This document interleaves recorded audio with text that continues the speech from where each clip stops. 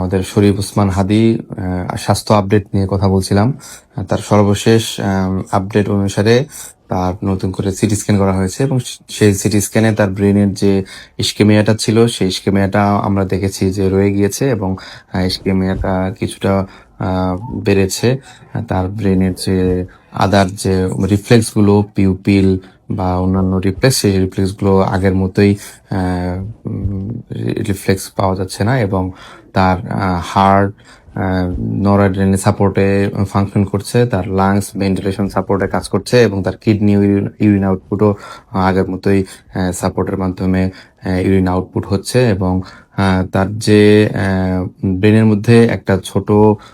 গুলির অংশ রয়ে গিয়েছে, সেটার জন্য অনেকে মনে করছে যে নতুন করে অপারেশন লাগবে কিনা বা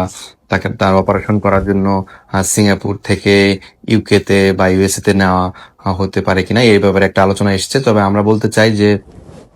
তার মূলত যে জায়গায় ডিপ সিলেট অংশে গুলির অংশটা রয়ে গিয়েছে সেটা অপারেশন করলেই যে তার ব্রেন ফাংশনিং হবে এবং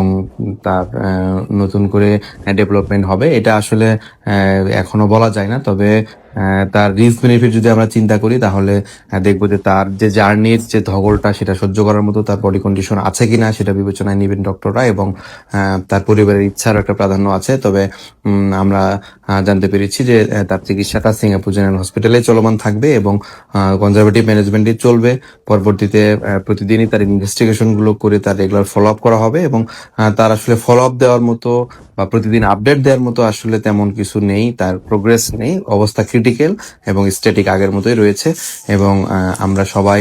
তার সুস্থতার জন্য দোয়া করব এবং বিভিন্ন দিকে যে গুজব ছড়ানো হচ্ছে এই গুজবে আমরা কান দিব না। তার পরিবারের জন্য আমরা দোয়া করব, তার পরিবারকে যেন ধৈর্য ধারণ করার তৌফিক দান করে এবং আমরা চাই যে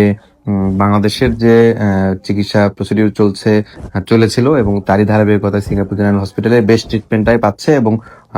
সেখানেই ট্রিটমেন্টটা কন্টিনিউ করবে বলে আমরা মনে করি।